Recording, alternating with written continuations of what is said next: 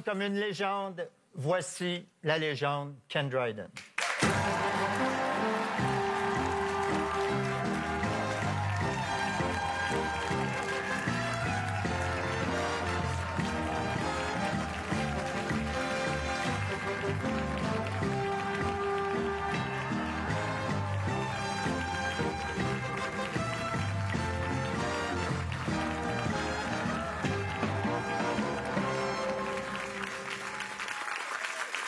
Bonsoir, M. Dryden. Bienvenue à Tout le monde en parle. On est super content de vous recevoir ce soir. Merci, Guilla.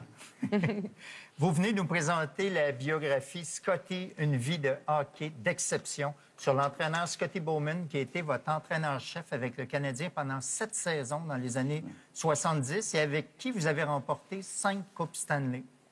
Pourquoi un ex-joueur décide un jour d'écrire un livre sur son ex-coach? Scotty était le meilleur. Il a gagné plus de matchs que tout le monde d'autre et aussi plus de Coupes Stanley. Mais aussi, il a gagné les Coupes entre 1973 et 2002. Ouais. Et donc, il était vraiment extraordinaire. Il vit une vie presque unique dans le hockey. Dans votre livre, vous avez demandé à Scotty Bowman d'identifier les 8 plus grandes équipes de tous les temps dans la LNH. Parmi elles, on retrouve l'édition de 76-77 du Canadien, qu'il a lui-même dirigé, dont vous faisiez partie. Cette saison-là, le Canadien n'avait perdu que 8 fois en 80 parties, avait subi seulement 2 défaites en série pour facilement remporter la Coupe Stanley. C'est une autre époque, hein? Ouais. Avec le recul, comment vous expliquez une domination aussi outrageuse? Nous étions le meilleur et avec les meilleurs joueurs. Et si vous êtes le mieux, pourquoi pas gagner? Ben oui, tant qu'à faire. Oui, oui. Et pourquoi pas chaque match? Pourquoi?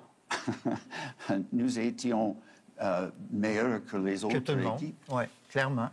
Votre carrière dans la LNH a débuté en flèche dès votre première année en 1971. Après avoir disputé seulement 6 matchs à la fin de la saison régulière, vous êtes devenu l'homme de confiance de votre entraîneur, Al McNeil, et vous avez mené votre équipe à la Coupe Stanley. Vous avez même remporté le trophée Conn Smythe remis au joueur le plus utile des séries.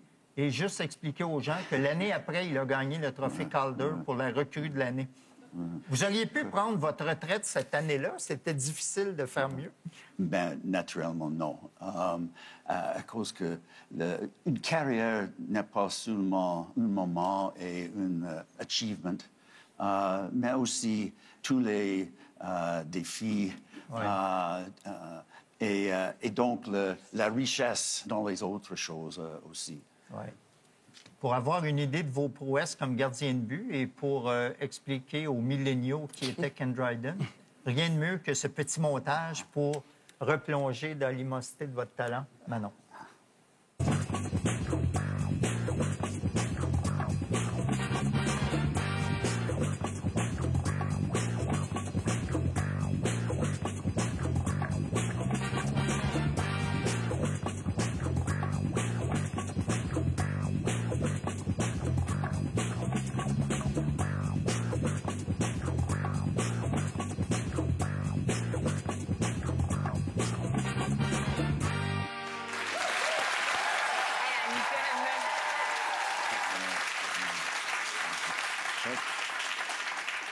Parallèlement à votre carrière de gardien de but, vous avez fait vos études en droit à l'Université McGill. Et l'été, pendant la saison morte, vous bossiez dans des cabinets d'avocats.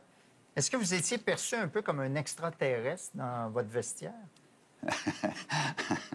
Dans le livre de Serge Savard, c'est ça qu'il dit un peu.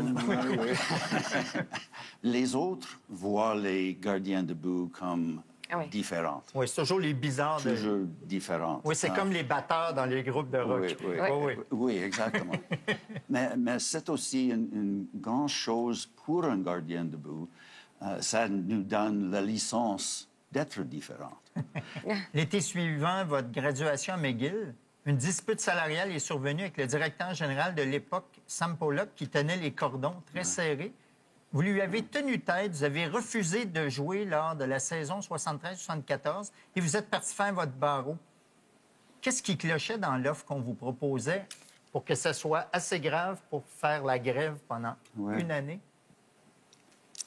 À ce moment-là, il y avait une ligue adversaire, l'Association mondiale de oui. hockey, oui. Et soudainement, le niveau des salaires était bien différent. Oui. Et presque double. C'était difficile pour moi d'accepter le contrat. Et j'ai décidé de quitter ici et de faire mes études à Toronto. Donc, vous étiez aussi têtu que Sam Pollock. Il a finalement cédé. Vous êtes revenu dans l'équipe. Étiez-vous mieux payé que Guy Lafleur? Premièrement, oui. Mais après, non. Et c'est juste. Vous dites que votre meilleur arrêt en carrière, c'est contre Jim Pappen. Je vais rappeler la situation. On est le 18 mai 1971. Vous menez 3-2 dans le 7e match de la série finale avec les Blackhawks de Chicago. Il reste 4 minutes à jouer et il y a cet arrêt spectaculaire, Manon.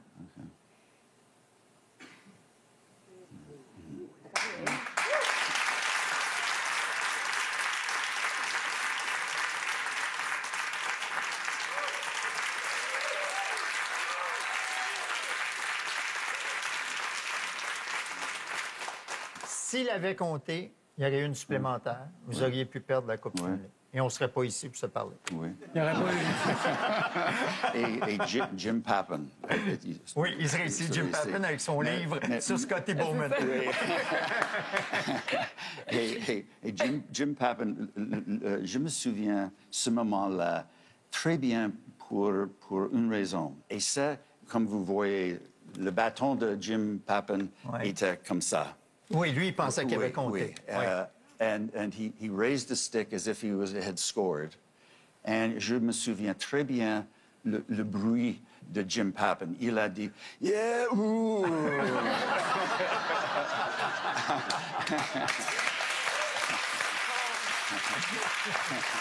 C'était la musique. Oui. Pour vous, oui. Oui, c'est la musique à vos oreilles. Ce qui a fait votre marque de commerce comme gardien, c'est votre fameuse pause quand le jeu s'arrêtait, les bras et le menton bien appuyés sur votre long bâton, l'air calme, en parfait contrôle. Mais est-ce que vous étiez vraiment calme? Non. Presque. C'est du théâtre. Non. Oui, non.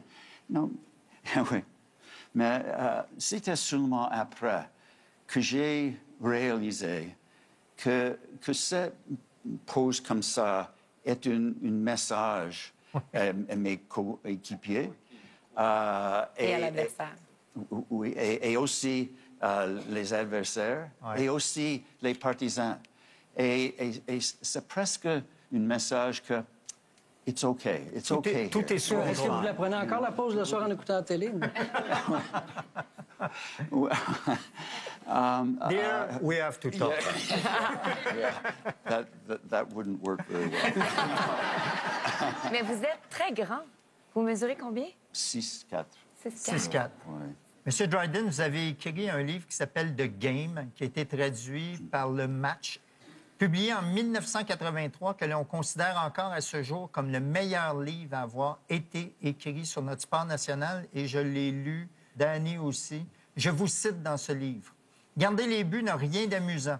Derrière le masque, il n'y a pas de visage épanoui, pas de sourire de satisfaction après un bel arrêt. C'est une position austère et sans humour, dépourvue de créativité. » Aviez-vous peur comme gardien de but? Oui, de temps en temps. Le disque, it hurts. Oui. Ben oui. Puis ces équipements-là, Oui, ils c'est sont ça. moins gros Qu'aujourd'hui, là. Ouais. Oui.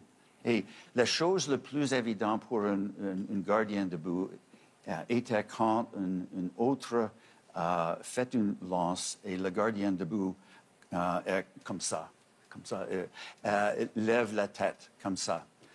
Il indique avec ça qu'il a peur. Oui, il a peur. Ben oui. Votre masque de gardien de but est encore considéré comme l'un des plus mythiques de l'histoire du hockey.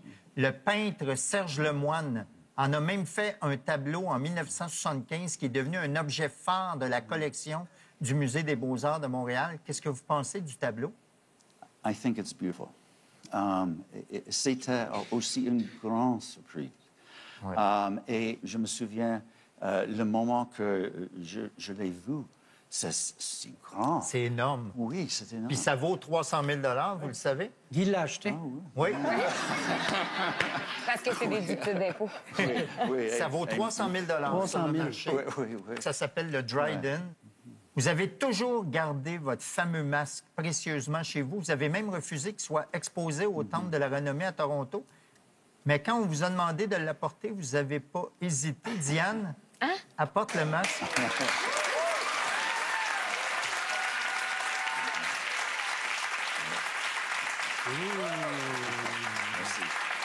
Wow! Can I? Oh, man. C'est tellement léger. Ah, mon Dieu. Il y en a vu de l'action, ce Hey, masque-là. mais ça, c'est tout des potes puis des coups de bâton, là. Mais c'est sa petite face qui est en arrière. Oui. C'est insane. Peux-tu l'essayer? Non. Auriez-vous aimé ça, M. Dryden, avoir un masque comme Carey Price, par exemple? Oui, vous l'auriez pris, hein? Oui, mais ce n'était pas possible à ce moment-là. Pour nous qui jouons dans ce temps-là, c'est un privilège d'avoir un masque si bon. Oui, exactement. Oui. Et c'était le plus spectaculaire de l'histoire de la Ligue nationale. Oui. Il est à vous, on l'a ici. Mais pourquoi vous ne voulez pas qu'il soit exposé? J'aime cette masque. C'est une bonne raison. J'ai peu d'autres choses. Pas des bâtons, pas d'autres choses. C'est un objet très personnel. Et c'est dans le sous-sol, c'est dans une boîte, mais c'est là. OK. Vous l'avez porté pendant combien de saisons? Pendant 5 saisons. 5 saisons. Oui. Et qu'est-ce qui protégeait le derrière de votre tête? C'est seulement ça. Seulement ça. Oui. Donc, j'imagine que vous avez dû avoir beaucoup de coups à la tête. Pas vraiment. Dans ce temps-là, le style de goaltending, de stand-up. C'est ça. Et c'est comme ça. Et la vraie raison est de mettre la La tête. tête le plus loin possible. Oui. C'est pour la protéger. Ben oui, exactement. Et maintenant, avec les masques qui sont presque parfaits, c'est possible de mettre la tête sous la barre et pour protéger plus L'espace du but. Oui, de l'espace. Depuis le début de l'entrevue que vous parlez en français, quand vous êtes arrivé de l'Ontario et de Cornell à Montréal en 1971, vous parliez anglais, vous avez appris le français, vous avez insisté pour accorder des entrevues en français le plus possible pendant toutes vos années à Montréal. Vous êtes parti depuis 40 ans, vous êtes retourné en Ontario et vous continuez à nous parler en français. Je voudrais vous dire que, au nom des Québécois, on l'apprécie beaucoup.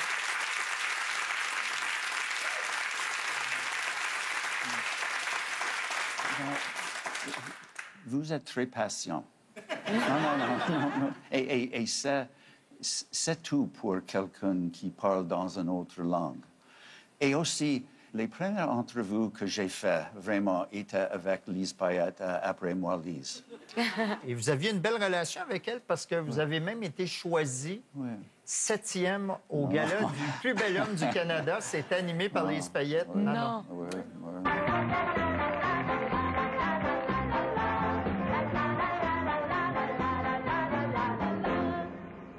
Bonsoir, Ken. Voici votre trophée. Est-ce que je peux avoir une bise? C'est la première fois que deux gardiens de but s'embrassent en public.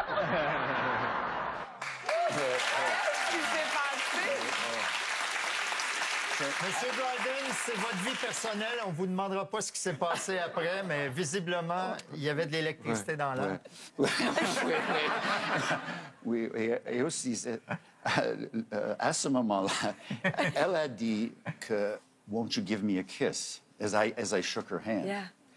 And I didn't hear her. I leaned down to hear her. She thought that I was leaning down to give her a kiss, and our heads hit. Pas un bon moment. M. Dryden, en terminant, il y a presque 40 ans, vous avez écrit dans votre livre Le Match ceci. Nous ne sommes pas des héros, nous sommes des joueurs de hockey. Nous sommes des célébrités. Et célébrité un jour, ex-célébrité à jamais. Dans 30 ou 40 ans, nous serons condamnés à être déterrés et remis à l'honneur. Ken Dryden, ce fut un honneur de vous avoir déterré 40 ans plus tard et de vous recevoir sur cette plateforme. Merci, Guillaume. Petite tradition. Tu peux me lire la carte? Avec mon multiple carrière, on peut dire que si Ken Dryden arrêtait tout, il n'y a vraiment rien pour arrêter Ken Dryden. Merci, M. Dryden. Après la pause, Alexis Delansard, Bouchra Watik et Jeff Yates. Facebook.